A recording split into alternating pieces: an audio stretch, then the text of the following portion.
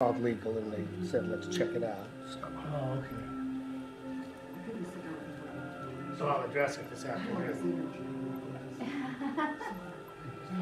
And could you turn off the light when you get a chance?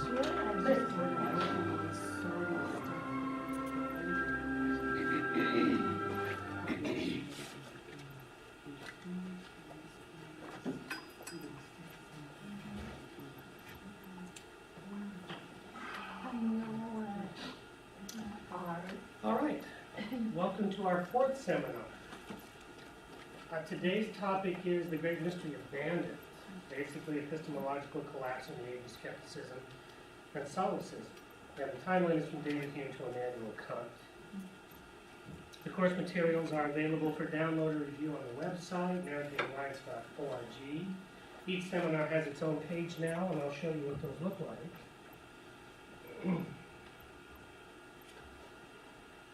So, all the seminars are currently located over here. So here's the home page, and it just has, the same contact form if you needed to contact me for any reason. The current version, so you can check and see when the last time it was updated. If you wanted to see what has been updated, you could go to the version log, which will tell you exactly what I did. Okay. But now everything here, the seminars are just over here. If you clicked on that particular tab, just the seminars tab, it would just take you to an entry page. All right. And again, the instructions are just, if you hold the cursor over the seminars tab, and then just move it over to history of philosophy and click on it, there's all of the history of philosophy there, current as of today. So we have a syllabus, the PowerPoint presentation, the readings, and today's PowerPoint presentation as well. Okay? So everything's there. All the other seminars are available if you would like to look at those too. The analytical hypnosis is here. So if you wanted to follow along with the analytical hypnosis, even if you're not in the seminar. Down here we have tranquility meditation. The audio files are here. So we have audio files out here for meditation, relaxation, and hypnosis.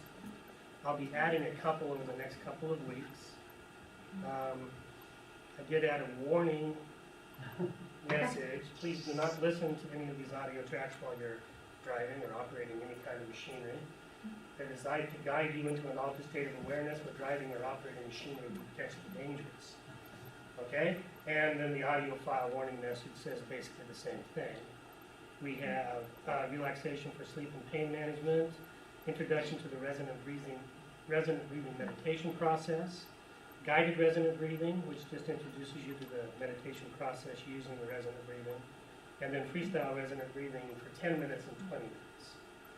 So you're welcome to download those tracks and use them. And then here are the bibliographies. I moved them over here. The first one is by subject, the second one by author, and the third one by date of publication. So everything's there, all open, so you can look at everything. Since we're not engaged in any direct hypnosis or meditation practice in here, if you wanted to find out what it's like, you can go out and just listen to the audio tracks, and that'll show you exactly what it's like. And that will let you know where the philosophers were coming from. Because remember that everything that they're doing is based on a demonstrable reality that they have experienced. That they have experienced, that their teachers have experienced, that their students have experienced, and everybody has experienced who follows along on this. Okay, any questions about the website? Okay, so everything's out there if you need it.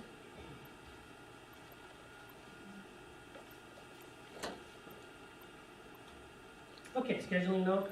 We're still on our regular schedule. We'll be up until Monday, October 22nd, which is the week after next. So we'll be meeting again next week on the 15th at 9 o'clock. All right, so let's review seminars 1 through 3.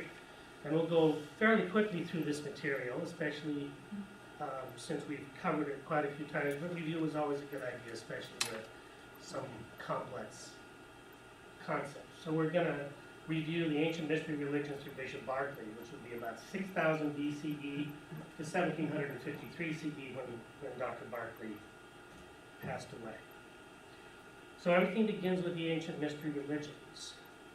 Now, they were secret, and they were very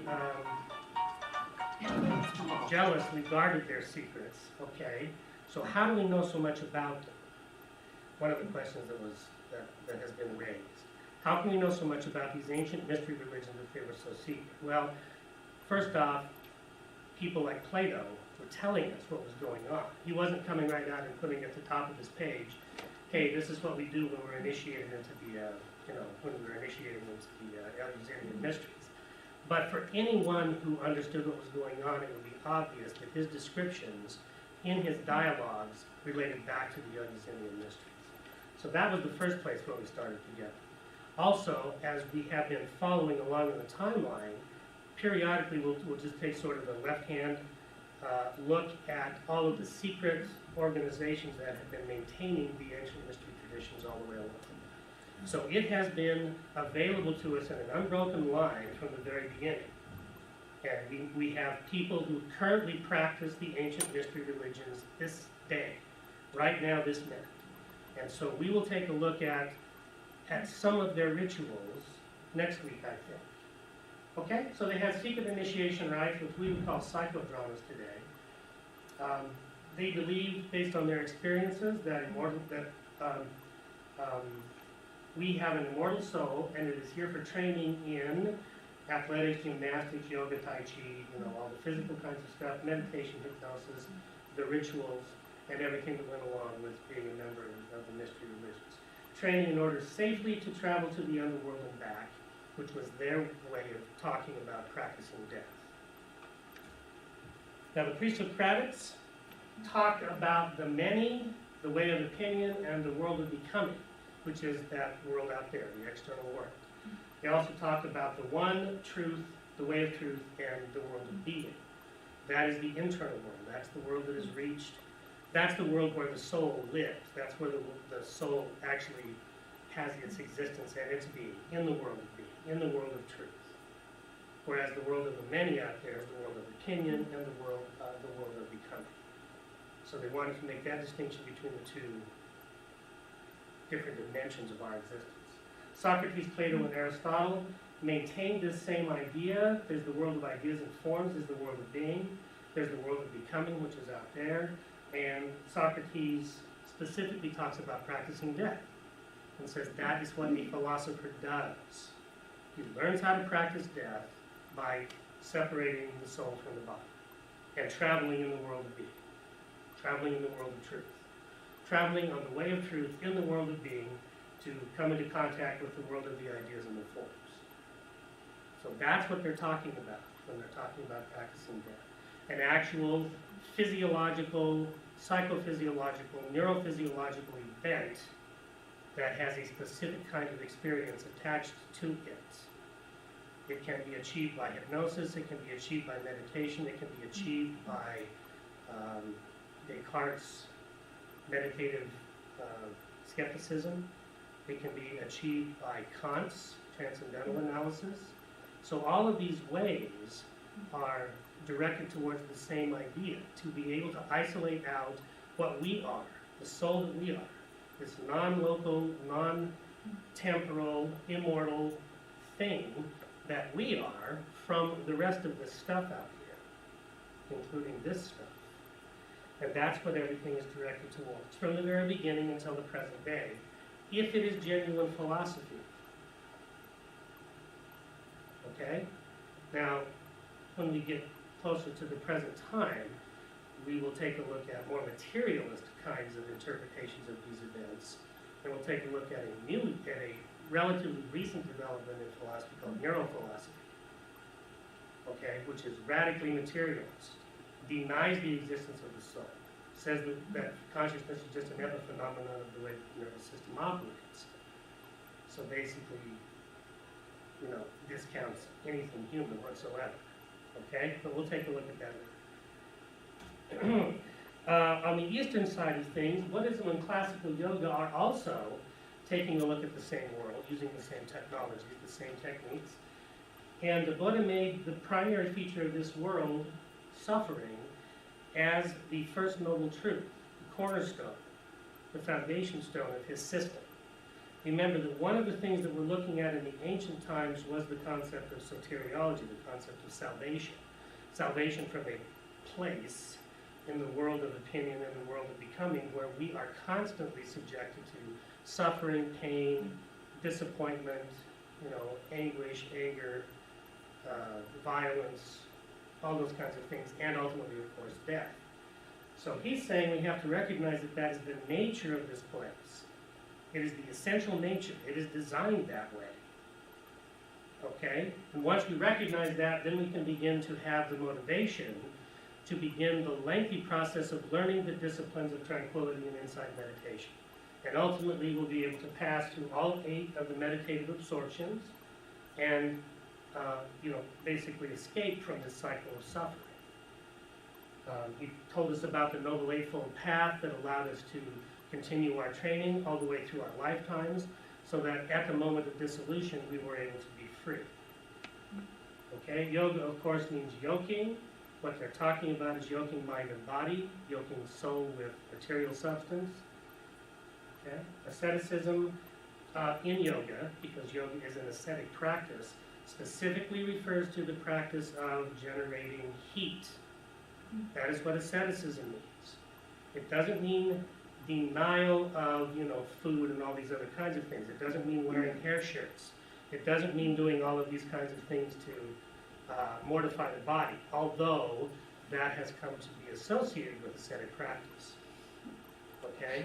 And yes, there were some ascetics who did do those kinds of things, but only after they had reached a high level of development, when they wished to test themselves. Okay? So in other words, you're not going to achieve enlightenment by denying the physical requirements of this particular organism. That was reserved for those people who had already passed through all of these things and were perfectly capable of moving to the 8th absorption, and they were then testing their abilities by mortifying the flesh. It is not a path for beginners. Okay? Asceticism specifically refers to the generation of heat. That is what it refers to in the ancient literature. Okay? Now, the question is, why all these 8s? Okay, so we'll get to that in just a second, but that is, and it will tie in the Eastern and Western pathways. The Neoplatonists, remember that there was a sequence of ecstasies. In their meditative practice, this is going back to the Western world now, this is the sequence of ecstasis, standing outside of oneself, okay, separating mind from body. And what it was you would drop off the material world, then you drop off the body, then you'd stand aside from the emotions, then the thoughts, then you'd stand aside from space-time. And the ultimate objective for the Neoplatonists was enosis, which is unification with the one. Okay? The same thing. This is the 8th meditative absorption. All right? So it's exactly the same thing, just a little bit different language. But exactly the same practice, exactly the same process, and exactly the same objective, to escape the suffering and pain of this place. The Gnostics were coexistent with the Neoplatonists. It comes from the Greek word gnosis, which means knowledge. Now, knowledge means union, just like yoga. Knowledge means union, okay? If we go back and take a look at the actual transliterations of early Bible texts, where they're talking about people knowing one another and begetting children, that's what they're talking about. Knowing in that case means actually having sexual intercourse, union, becoming one with. That is what knowledge means. That's what gnosis means. That's what the gnosis means. Becoming one with whatever the object of study is. Okay? I realized that I hadn't made that particular point clear when I was looking at the notes from last week. Okay, so knowledge equals union. Okay? Transcendental dualism talks about a completely transmundane dimension that has nothing to do with this place, absolutely nothing to do with it, from which this place has been created. Okay? So that's the world of the divine light. That's that transmundane world from which we came. Okay? This is the fallen world of darkness. So we have the transmundane world of light out there. This is the fallen world of darkness. It was created either by accident or by malice, depending upon which version of the Gnostic mythology we're taking a look at. We will take a look at the Mandaeans, and they're saying it was created by malice. Okay? The souls of light, which we are, the consciousness which we are, that, non-corporeal, non-local thing, which normally would exist in the world of the divine light, far, far away from this kind of stuff, okay, has been trapped in this world of darkness. This is the Gnostic myth. So it's a little bit more dramatic than the Buddhist concept of suffering. Okay, because now instead of just having a place that is full of suffering, which anybody can recognize, the Gnostics are saying it's worse than just that. We've actually been trapped here by a malevolent force. Okay? So here's the cosmology from the Mandaeans. Now the Mandaeans are a Coptic sect. They still exist. They are the only Gnostic sect to traverse the time frame from the very ancient times to the modern times. This sect, the Mandaeans, still exist in southern Iraq today. Okay, so we know quite a bit about them because they still have materials that we can take a look at. So the real world is transmundane. The real world, that place that we actually came from, that created us, that we are a spark of, totally separate from our universe, the world of light versus the world of darkness. This world is the creation of insane demigods who, in a fit of jealous rage, created a prison environment in which they threw the godlike souls of men, us. Okay? So they're insane from the beginning, and they're jealous of us because we're godlike in our consciousness, in our divine world. So they literally reached out, created this place, snatched us, and threw us in here. Okay? The prison is a multi-level concatenation of physical material between men and the real world. All right? Traditionally, 7 levels corresponding to the ancient astronomy and the ancient astrology, 7 planets. Because those are the ones you can see with the naked eye, the sun being one, the moon being another. The demigods, who are called the archons, continuously create a situation of deceit and deception, which distracts the souls of men from their true nature and prevents their natural return to the true world.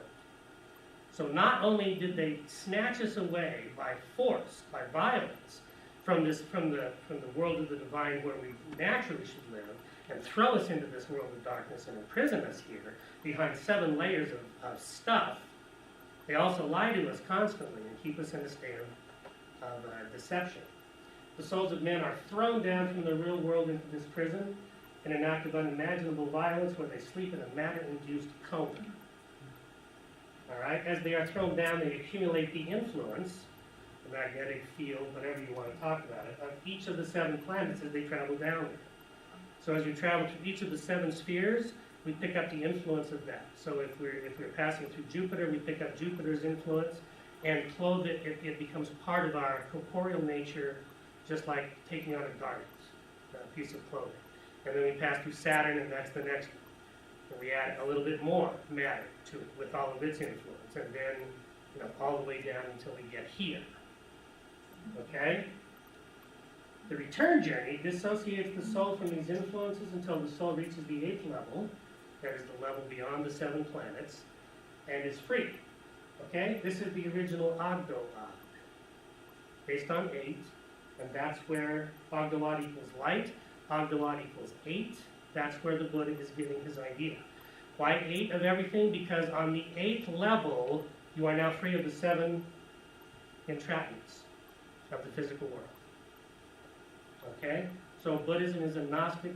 It predates the Gnostics, but it is coming from the same primary sources as the Gnostics. It is a non-dualistic system. Yes? Are you saying when you're born, is the 7, and that's where we get all of our astrological Yes. Makeup? Exactly. And that's why we're guided by Yes. this? Exactly, because if we're taking a look at it on the date and the time when this person is born, we will now take a look at the relationship of the 7 planets. And by doing some simple geometric calculations, we can determine which influences will be greatest, which will be the least, which ones will influence one another and make them stronger, which will cancel each other out. Therefore, when that soul came down from the divine place of light through the 7 planets, we can then, by calculating the horoscope, tell exactly what influences are now surrounding this soul. Okay? This was the original version of psychoanalysis because it focused our attention upon psychological and emotional components of human behavior. Okay? This is the explanation they gave, which is, metaphorical and allegorical, unless it's absolutely true. But it's no more allegorical than Freud's system. Okay? And so, again, they're dealing with the same kinds of a situation we are. The world has not changed any since the Gnostics, or since the Buddhists, or since Plato and Socrates, or since, the very first human being who started doing these kinds of things tens of thousands of years ago. We're still the same. Our technology's better, but our situation in the world is identical. Okay, so that's why 8. There are other systems based on 9, other systems based on 7. But 8 is this is why 8, because of the original astrotheological analysis of the heavens. Okay, early Christianity grew up alongside the Neoplatonists and the Gnostics. It combined both of those systems together. It comes from the Greek word Christos, which means the anointed one. Okay, remember that you are anointed by consecrated oil. Oil is a symbolic representation of consciousness, the soul, the one, that pure light from the divine realm. Okay, Jesus is an avatar. That is, he is a physical manifestation of this principle, according to the early Christians. None of the early Christians considered him to be divine, any more divine than they were. All right? They were all the Son of God. They were all the Son of the Father. The early Gnostic treatises make that perfectly clear. Okay? He's an avatar not because Jesus is a deity who comes down and, deigns to hang out with us lowly mortals, but because avatar equals a vessel for every soul. That's what this is. This is an avatar. This is a physical, biomechanical machine to which our consciousness is attached. And that is what the Jesus myth, that's what the Jesus mythology is about. He is an avatar. Okay? Now, in the myth, he demonstrates this just like Socrates did. Okay, now Socrates, 70 years old, getting ready to die, chooses death over exile, and dies a relatively simple and painless death by drinking the hemlock. Okay, not totally painless, not totally without its difficulties, okay, because, death is not an easy thing no matter what. But a lot easier than the one that Christ was going to go through, torture on the cross for 3 days. Okay, it could have lasted longer, but they took pity on him and killed him after the 3rd day. All right, they could keep you alive a long time on the cross if they wanted to. They had people who were scientifically trained, that is empirically trained, over generations on how to place the nails, on exactly how hard to hit them, on exactly how to put everything together so that you could last as long as they wanted you to. So this is a graphic, dramatic demonstration of the fact that consciousness is different from the avatar, different from the body. That the person that Jesus was not the body that got crucified, was not the avatar that died. That's what the whole Christian mythology is about, the early Christian mythology. It will, of course, get modified at the Council of Nicaea and thereafter. Okay? St. Augustine will maintain his ties to the Neoplatonists and the Gnostics. All right, so in St. Augustine, we will get the flavor of this idea. Okay? And then from St. Augustine until the Knights Templar, basically everything goes dark. The Dark Ages descend upon the Western world, upon Europe. There's no learning, there's no progress, things are pretty bad. It's tightly controlled by the Roman Catholic Church and the little fiefdoms that are, sprouting up all over the place. When the Second Crusade, the Second Major Crusade is complete, and the Roman Catholic Church has taken back the city of Jerusalem, they create the Knights Templar to help people come safely from wherever they want to come on pilgrimages to the temple in Jerusalem. The Knights set up a system of travel, a system of maps and things like that, and they also set up a system of banks. So they become very wealthy. All right? Right after contemporaneous with the Templars is St. Thomas Aquinas. He is going to apply Aristotle, who had just been newly rediscovered and translated into Latin from the Arabic. So he's going to take Aristotle's writings and he's going to apply them to Christian theology. Okay? And so that will sort of recombine the Christians with the ancient Greeks. All right, the alchemists and the Rosicrucians, we started with them. They used as symbols the chemical processes of heating things up and watching them distill the gases from the physical matter. That became a symbolic purification and distillation of soul from matter. So they're still working with exactly the same thing. How is it that I can separate that non-local, non-temporal, non-corporeal, non-material thing that I am from this? How do we do that? Because it's not easy to do. Even if we know what we're doing, it's not easy to do. I mean, we can do it, and we can make progress every day. But to actually effect the total separation is kind of difficult, and it takes years of practice. So they're taking a look at chemical processes as symbolic representations of this process to use it as a meditation. Actually, a physical object of meditation as they watch it, as they work with their alembics and their retorts and their other things there, the furnaces. Okay? So remember, this is exactly the same thing as the Neoplatonists with their agnosis and with the absorptions, the meditative absorptions. Yeah? Just occurs to me that as a result of the time we were trying to create gold. The symbolism of creating gold from lead is a symbolic representation of the purification of this lead into the gold of the soul. Because it wasn't long after this that they were taking all the gold from South America. Yes. And I was just wondering if that tied in. Well, the physical gold, yeah, because if you're here at the time that the alchemists were practicing, which is from 1500 to 1700 CE. So yeah, you've got all of the Spanish empire building in South America. They're stealing the gold, Montezuma's gold. They're doing all of those kinds of things at this point. Okay, the alchemists, however, are not concerned primarily with transformation of base metals into gold. That for them is a symbolic transformation.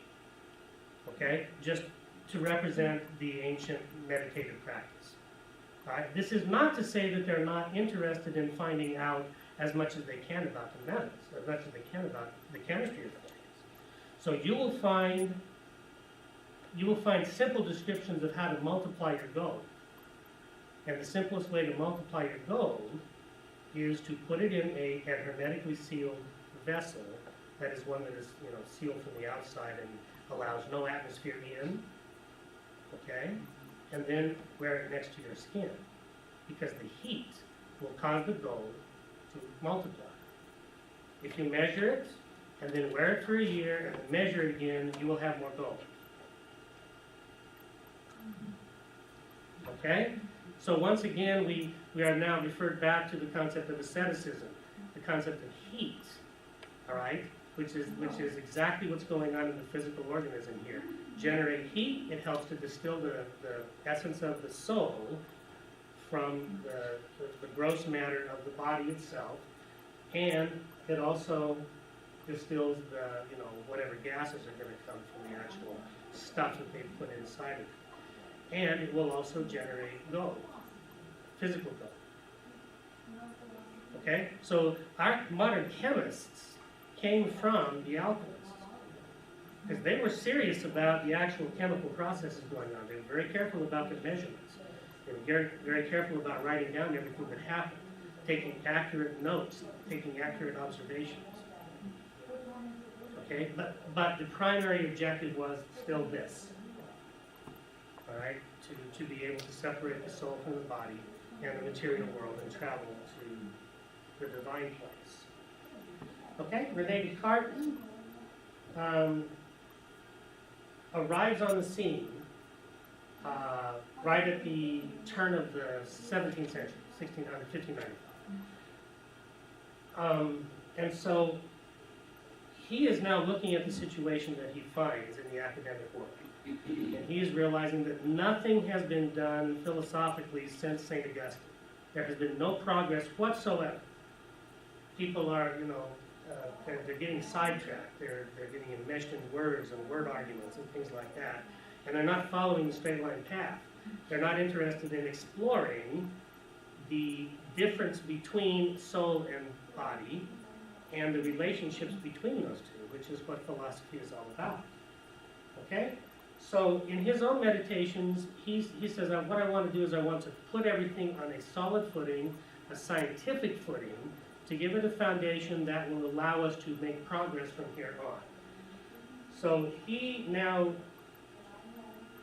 takes all of the stuff that has come before him and he distills it down to the concept of two distinct substances, which he called res extensa, extended things, which equals the many, the world of opinion, the way of opinion, the world of becoming, the four-dimensional space-time matrix, the world of extended objects.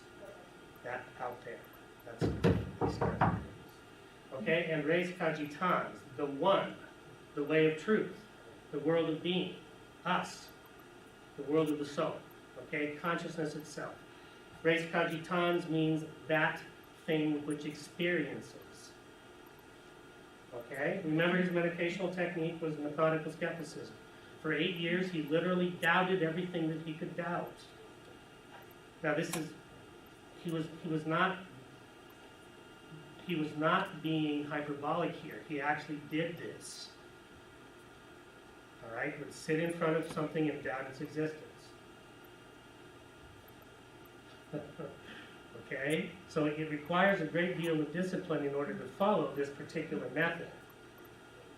But it does work. If you follow it long enough, you will ultimately come to the conclusion that this stuff out there is the source of much of our experience, but we don't know much about it. And we can doubt it because it's possible to doubt it. We can, it's possible to do that. We can physically do that. We can doubt its very existence. But we can't doubt our own existence. We cannot doubt the existence of that thing, the res cogitans, the thinking substance, which is actually having the experiences.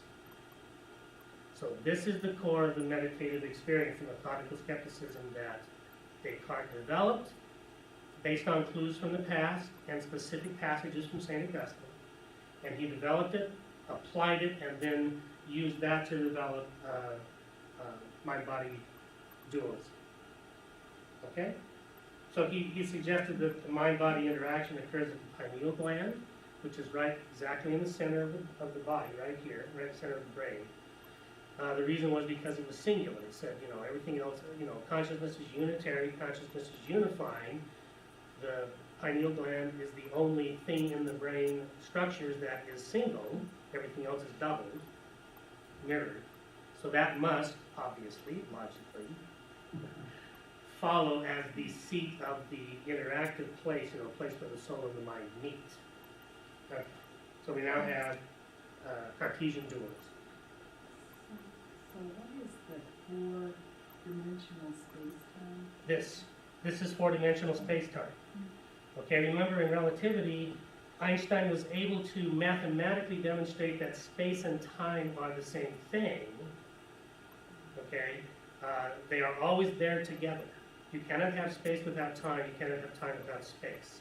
So he began to talk about the space-time manifold, okay, which is four-dimensional. You have the three dimensions of the three spatial dimensions, height, width, length, depth, and then the fourth dimension of time.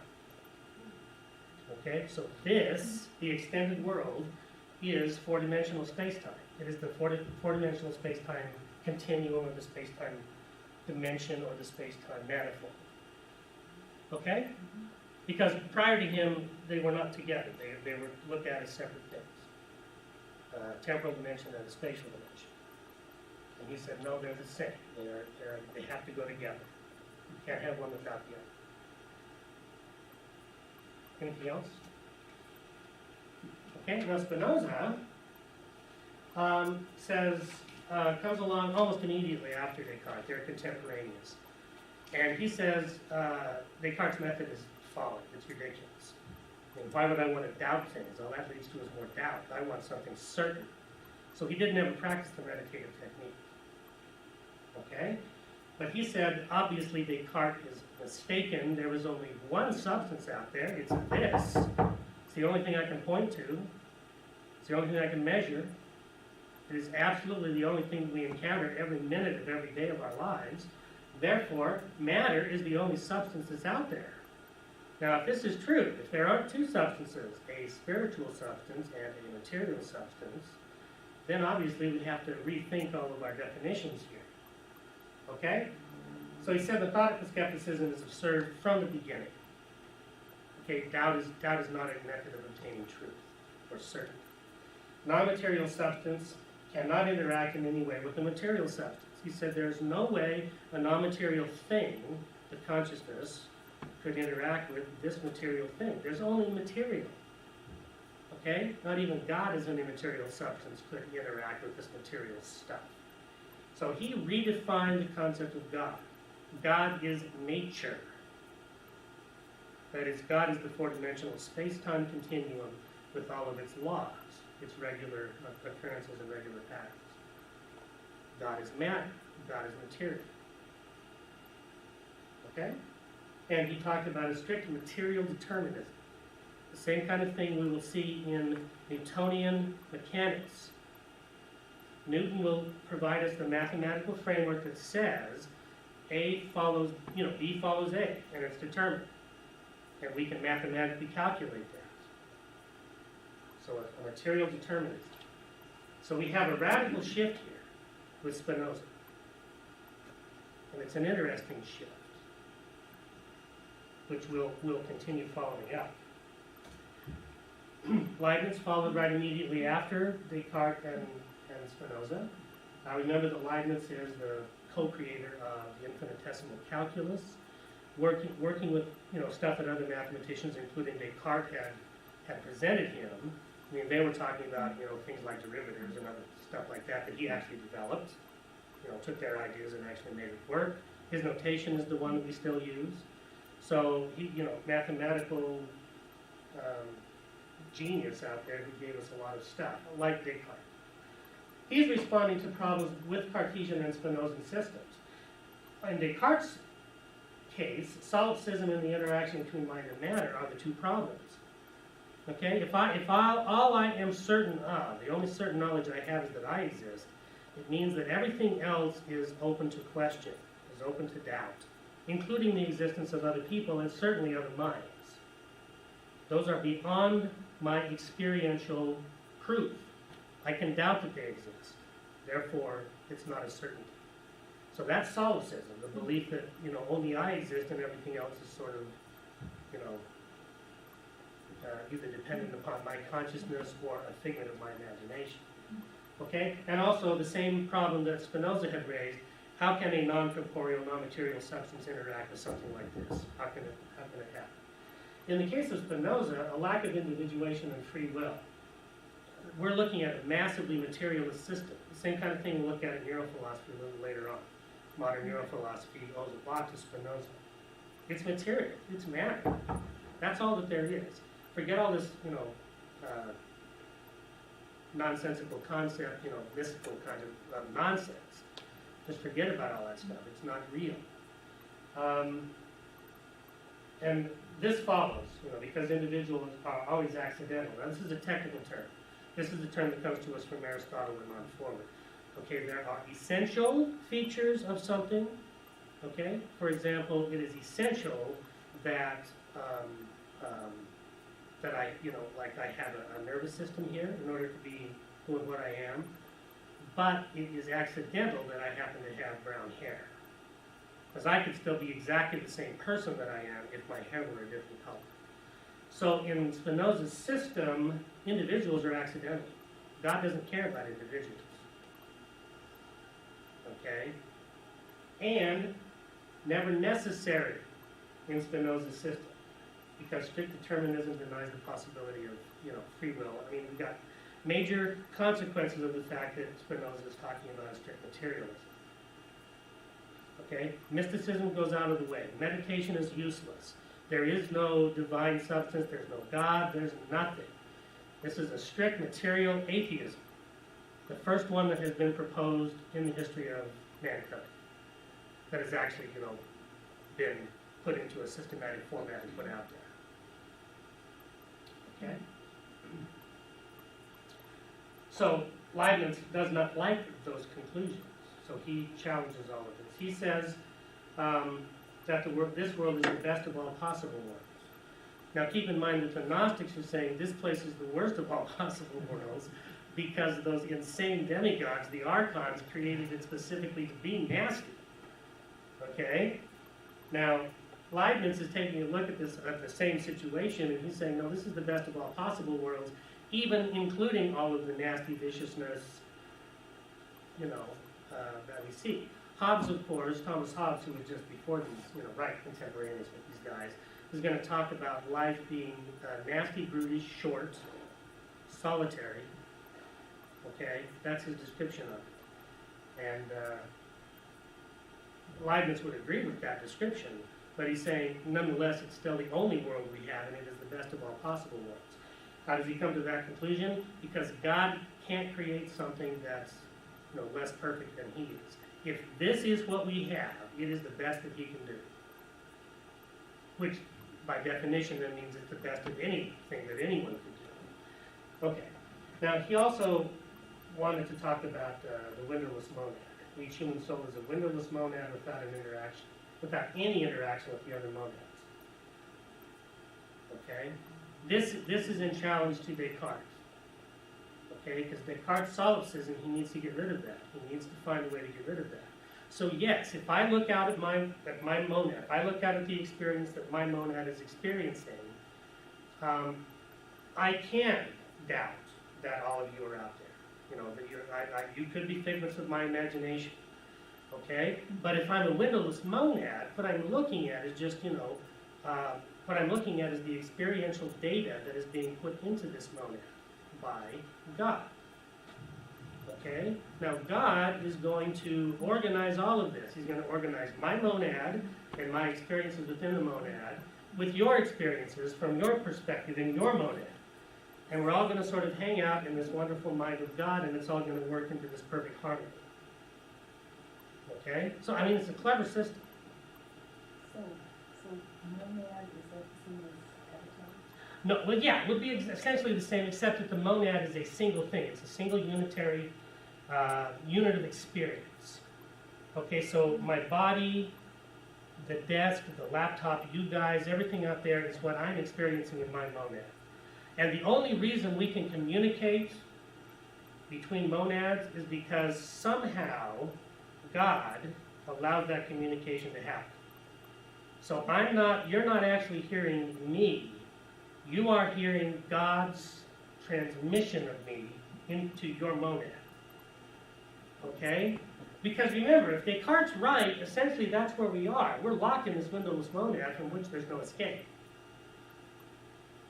So he's saying, yeah, that's fine. I like the windowless monad idea. I'll just make certain that God is out there to coordinate things in this wonderful, perfect harmony. Okay? So, again, it's a very clever conception.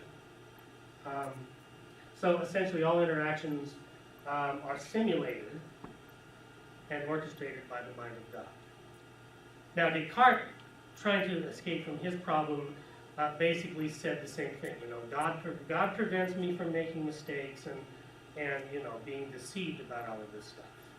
Because once I'm standing on the firm ground of my own existence, I'm going to try to then link back to everything systematically to create the world again. And I might make mistakes because things are doubtable, but because God is there, He will protect me from making errors. Okay? Which, again, is not a bad idea.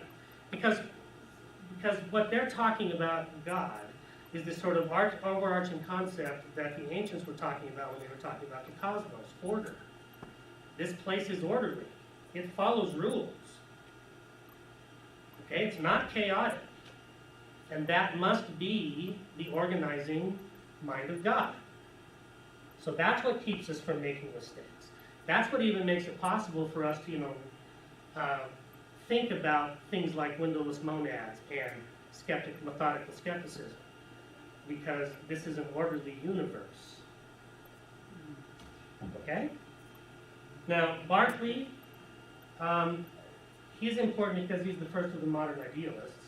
He says, in opposition to Spinoza, you're dead wrong. Okay? It's not matter that's real. It's mind. Mind is the only thing that's real. And the only thing that's really real is the mind of God. Okay? New system of philosophy, he called it immaterialism, but we're not calling it subjective idealism. His primary belief system was that esse est percipi. To be is to be perceived. Okay? So when something is perceived by a consciousness, that gives it reality. And the thing that gives everything reality, altogether is the mind of God perceiving everything. Okay? The question was, if a tree falls in the forest and no one is there to hear it, does it make a sound? The answer from our perspective is no, because there's no human being there. However, in the real world, God is there listening to it fall. So of course it makes a sound. Okay, so this concept of God, this concept of order. All right? So, when analyzed teleologically, that is according to purpose, teleology is from the Greek word telos, which means end. Okay, reason for which something exists. Its purpose. When analyzed teleologically, the great mystery appears to be a test of our individual and collective intelligence, our knowledge, our understanding, our imagination, our memory, our will, and our self-command, our courage, strength, and self-control.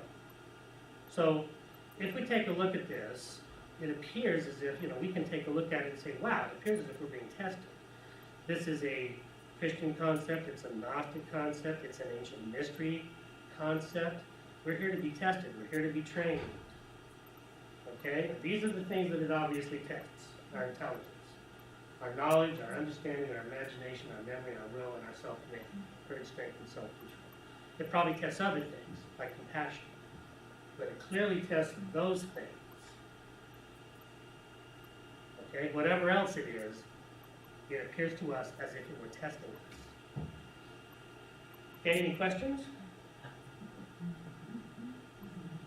So this is where we are. We're now moving into modern philosophy, where interesting things begin to happen. Just to think about this, if life is a test, is it a fair and valid test?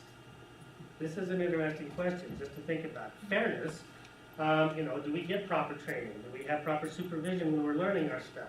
Are there proper test conditions? Are there opportunities for reteach and retest? Okay? Is it applied equally to everyone, or do some people get special privileges? Validity. A valid test measures what it intends to measure. It has proper scope and aspects of interpretation of test results and the resulting test scores. Evidence-based interpretation of test results on the test content, the response processes, internal structure, relations to other variables, consequences of the test and testing process, and of course cross-validation of test scores for reliability. If this is a test, if the gods or the archons set it up so that it was valid. Is this what Berkeley was saying? No, Berkeley was not saying this. I mean, yes, because Berkeley is a Christian bishop. So yes, this is a test. Okay? It is a test. It is a test in order to get into heaven. In order to go back to where we came from. But you're asking, is it fair? I'm asking, is it a valid test? Okay? Using our criteria, our modern criteria for test validity. Okay? If it's a test, is it a valid test? Is it a fair test and a valid test? Okay? It doesn't seem like it wouldn't be fair. Well, is it fair from the perspective of the creatures that created it? Clearly, we are being disadvantaged because some people on the planet have decided to keep some things to themselves. Okay, but that may not, that may not have been the entire intention. The archons, of course, want us in the dark. So they would like deception and everything else. Okay? So just to think about it, if this is a test, what kind of a test is it? Is it valid? All right, any questions or comments?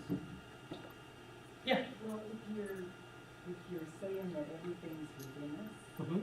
No, I'm saying that we are within. Not everything. Clearly, that is not within. well, but like the answers, Not even the answers. No. The only thing that is interior is us. Consciousness is interior. Okay? And of course the way away from the material world. That also is interior. But the answers aren't, do not mistake the interiority and the 8 meditative absorptions with looking for the answers. Okay, there are no answers per se. There are tests of skill. Okay? In other words, just because you know the answer, just because you can recite what the Gnostics say, is not going to help you. You have to demonstrate this. Going the pain